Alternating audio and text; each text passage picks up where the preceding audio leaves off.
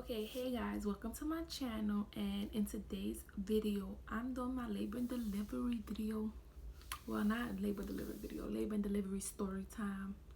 I've been wanting to do this, I just never had time dealing with Carter, but he's finally a month now and he's at my mom's house, and yeah, I could do it. So let's get into the video. I'm just trying to get my paper straight, girl. Don't get my... Okay, so I'm gonna go back to my 20-week appointment.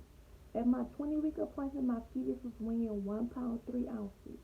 At my 30-week appointment, he was weighing 5 pounds 11 ounces. My MD, well, I saw this MD I only saw this MD for like ultrasound, because the hospital I was going to is don't deliver babies, but this the women's clinic I was going to previously to me being pregnant. So being pregnant, I still went there, and they just sent me to the hospital where I was delivering Carter at for like ultrasounds and all that. So my MD at the hospital that I delivered Carter at was like, this is called fetal microsomia, and he was considering me getting induced like after 37 weeks or something, I don't know. Whatever was full term, because he didn't want me to deliver a 9 pound, a big baby.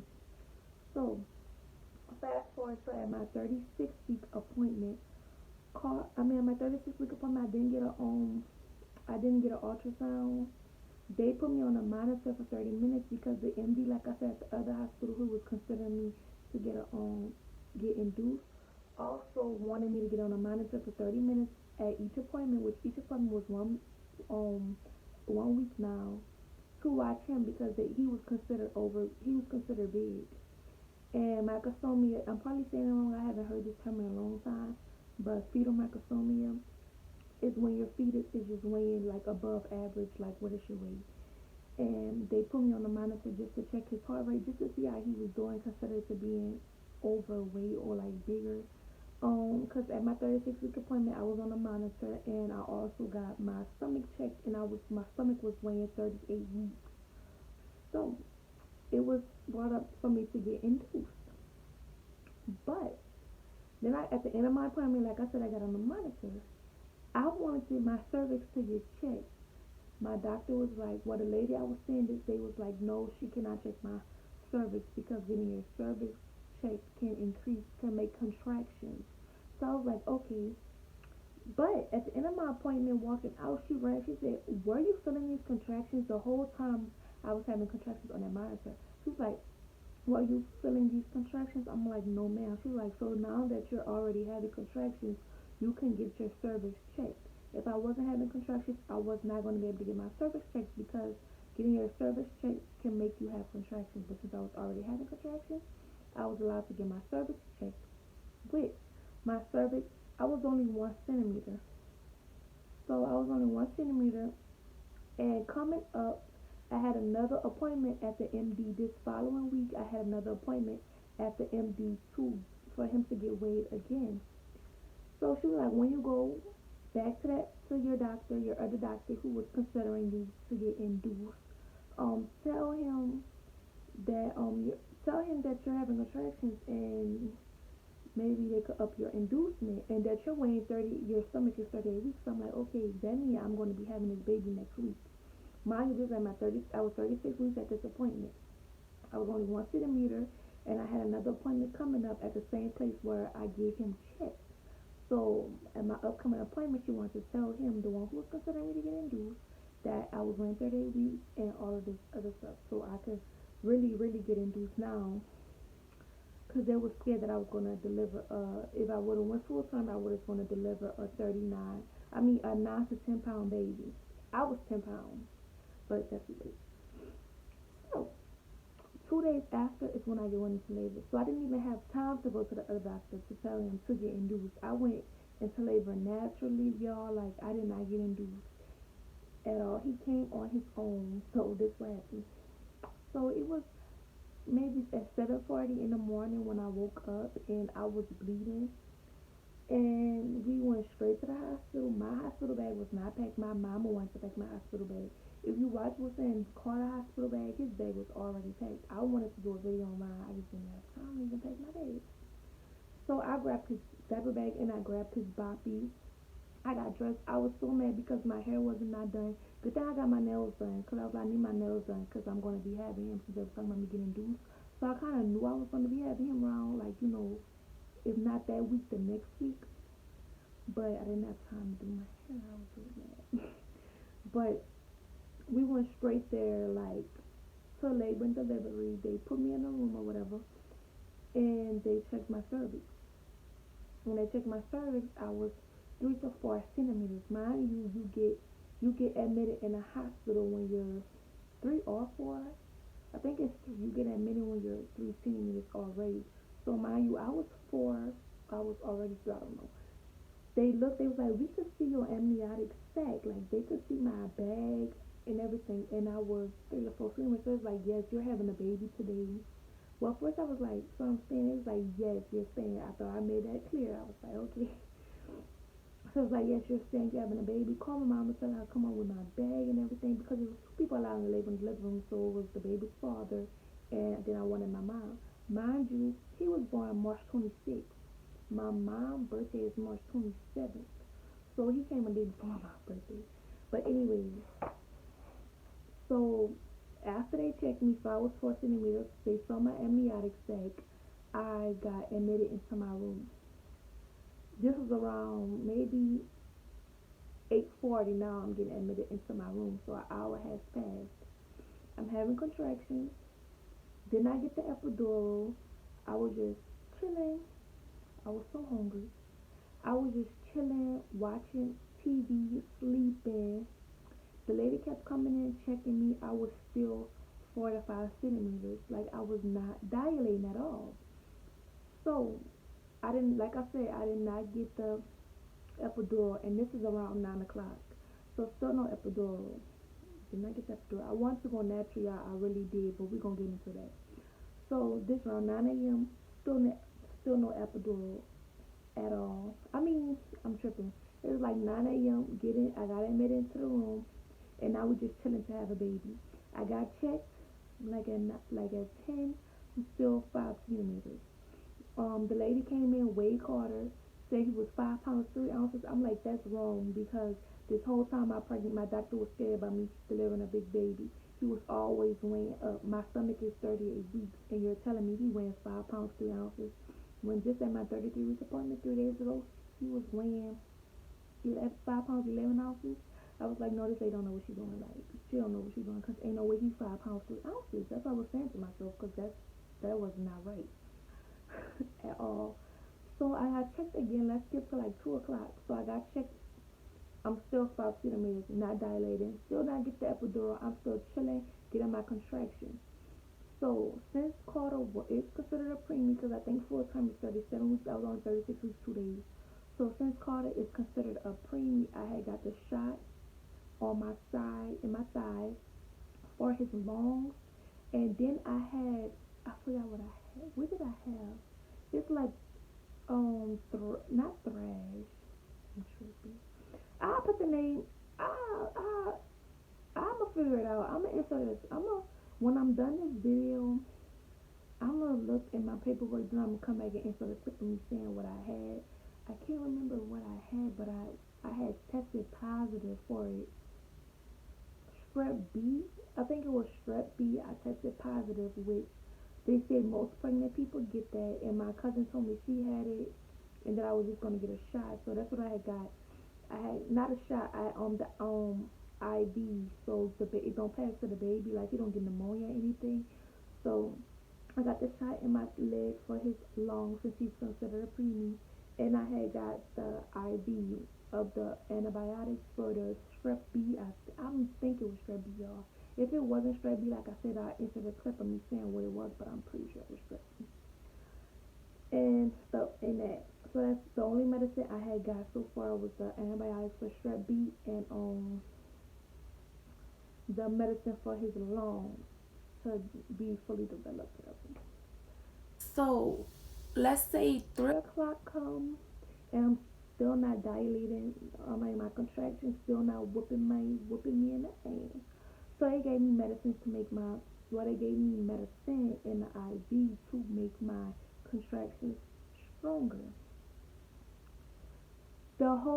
The most pain out of this whole pregnancy, I mean this whole labor and delivery was the IV.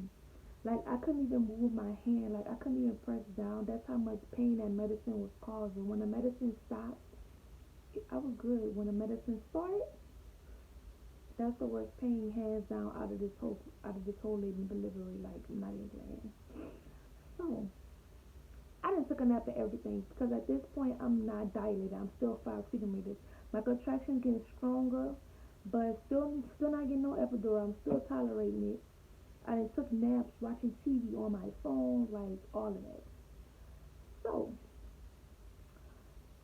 10 o'clock comes and they like we're gonna buzz your water. Like y'all remember this is like 9:50 to 10 o'clock. It was from 9:50 p.m. to 10 o'clock. So mind you now I already been in labor for 10 hours. Still no epidural. Contractions not strong. I didn't got the medicine that made my contractions stronger and everything. I'm just chilling, not in no pain. So like I said, 10 hours natural, so far no epidural, contractions not hurting or anything. So 9:50 p.m. comes to 10 p.m. It was that time of between us, that 10-minute period. And he like, okay, so we wanna pop your water. I'm like, okay. Well, they asked me that I want my water break or do I want it to break naturally. I'm like, yeah, break my water because I've been in labor 10 hours now and nothing's happening. Like, no improvement. I'm still 5 centimeters. Like, they get the little hook that they use, pop my water. No, before they pop my water, they was like, ma'am, do you want the epidural? I'm like, no. She like, you sure? Because when we pop the water, that's when the contractions tends to get intense because it's no water right there relieving the pressure. Is like straight baby in your head. I'm like, no, I'm fine because the contractions, I'm just chilling, so I'm like, I'm gonna be able to take this. So she popped my water. It was warm. It wasn't even warm. That water is hot to me. It went down. Well, it broke. I don't gotta say it went down my legs all day. So it popped right my bag. As soon as the lady walked out my room, as soon as she walked out my room, this me dialing the nurse button. Can I get the epidural? I can't take this pain, y'all. It was so much pain after I got my water broke, cause they said his head was directly on my tailbone, like directly. And my contractions was back to back, back to back. I'm like, I can't do natural. I can't. I was kind of sad because I really wanted to deliver him natural, and I couldn't do it. I just couldn't do it.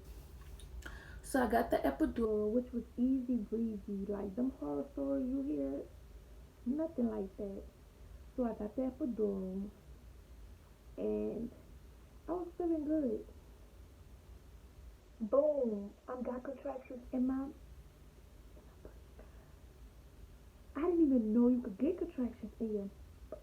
Mind you, I'm not feeling the epidural didn't completely numb me, y'all, cause I was still able. We're gonna get into that later, but my toes, my legs wasn't numb. I was still moving my toes, going like this, still moving my legs, everything. But the pain in my, oh my god, she was like, he's on your tailbone, like he's on your tailbone. Now this round, I got my water break, like I said, between 9:50 and 10. I got the epidural around 10:08, 10:15. Let's say around 10:15. Um, it's in my toe, like I'm screaming from the pain, not a pain that went in my foot. So I'm in a lot of pain now, and they say here on my tailbone. I'm like, mind you, I got the epidural not even 30 minutes ago, and I was just 5 centimeters. So I'm just breathing, breathing, breathing, going through the pain, breathing. I just was that pain right there. Still not worse than the IV, but I mean, it honestly just felt like I had to. So I'm telling the lady coming out, I'm like, Miss Ma'am, I have to push. Like I have, it feel like you having a bowel movement, and you know when you have a bowel movement that you need to push. So basically, I'm feeling all this pressure on my. I'm like, I need to pull. I need to push. Like I need to push. She like, oh, it's just let's say it's on 10:30, so 15 minutes to pass. She like, it's just, no, I'm not gonna even say 10:30. It's around like 10:20, like 5 minutes advance. She like, oh, it's just pressure. So she walked out. She came back in. She walked out to go get something. She wasn't even going 3 minutes. She walked back in, and I'm telling my child's father, I'm like, I need to push. I know when I need to push. I need to push now. And she come back in. He like, she need to push. Like she said she need to push. So she need to push. So the lady like, okay. So she checked me. His head right there. She said, oh Lord, you having a baby. I didn't already dilated to 10 centimeters. First I was 5 around 9:50, and it's only like 10, 20, 10, 22, and I'm already 10 centimeters. So getting my water broke helped me dilate that fast. So she did like this. She's like, oh yes, you having a baby. He right there. So I had to up and call my mom. My mom lived up the street from the hospital. She had went home to go take a shower. She was at the hospital too, y'all. Like I said, I had called her when I got admitted, but she left around 8 o'clock to go take a bath. But anyways, I'm like, I called her. I was like, Mom, he coming like they said. I knew I could push. So she got on the car. She heard. She was there so fast. The lady was like, how long is it gonna take her to come? I'm like, probably 15 minutes. She was there less than 10 minutes. I don't know how she did it, but so they got my legs up. She like, oh Lord, we see his hair already. His hair already peeking out. Like I didn't even start pushing nothing. My legs just up. They're like, oh, we see his hair. I'm like, okay, my mama on her way, so let me push the button, cause you could push the button every 10 minutes. So I'm like, let me push the button so I can get this epidural in me.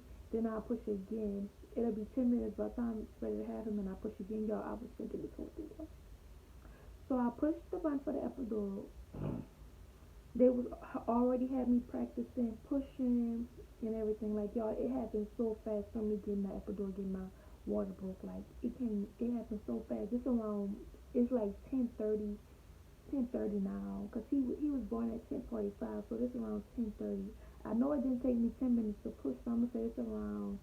My legs is up right now at 10:30, and they getting everything together. And my mom just got in her car and she on her way.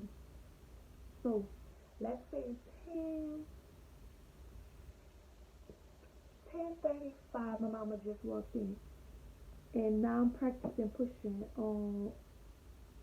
I wasn't really good. Well, I was pushing when I wanted to push. Like they want you to hold your breath and push. Mind you, I did yoga. I know you're supposed to breathe in and out. You're not supposed to hold your breath. That makes the pain worse. So while I'm pushing, I'm breathing. She's like, hold your breath, hold your breath. No, mind you, I'm still not feeling no pain in my belly. All my pain is in my, like, I start hyperventilating because there's so many people around me. I had my doctor, three of her nurses, I guess, I don't know, because they was delivering the baby. My doctor was just standing right there. Them three was delivering the baby. And my mom and my child's father, he recording, she on the phone on FaceTime with his mama. And I'm just start screaming. I was like, everybody get out my face, get out my face. I can't do it. Y'all making me like, we laying back trying to push out a baby, and y'all all over us. We're telling us push, like one person one thing, one person another. So you know what? I pushed when I wanted to, and I told him take my gown off. I was like, take this off of me. I took my gown off. That's why in the video when you see him, I just had a bra on because I took it off. And I'm pushing. I maybe push.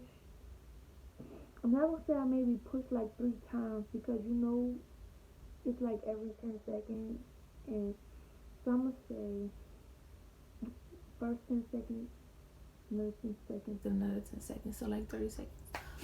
And then he came out at 10:45, 6 pounds, 9 ounces, was not 5 pounds, 3 ounces like the lady said.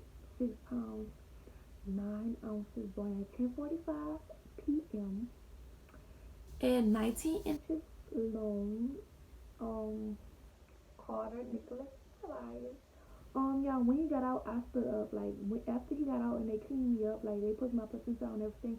Mind y'all, I was not numb all the way. I felt him come out. I felt his shoulders. It did not hurt. I was just in so much pain from out. That's where most of my pain was at. Like, all my pressure was back there. I did rip. I have a first degree tear. And I ripped in the inside, so you know how you could tear up there by your country. So I have a tear, stitches up there, One did stitch, then switch it to a stitch on the inside. Still was not in a lot of pain. I stood up.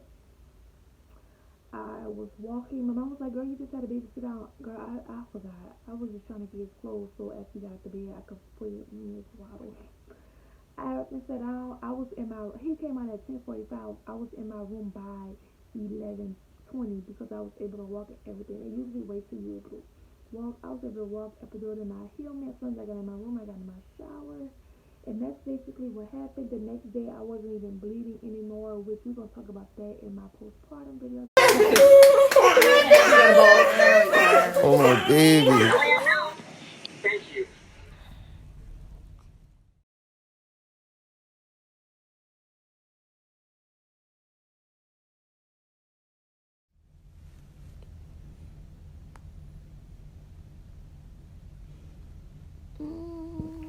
Okay, guys, that's it for this video. I did insert some random video clips from the hospital, but thank you so much for watching. Like, comment, and subscribe.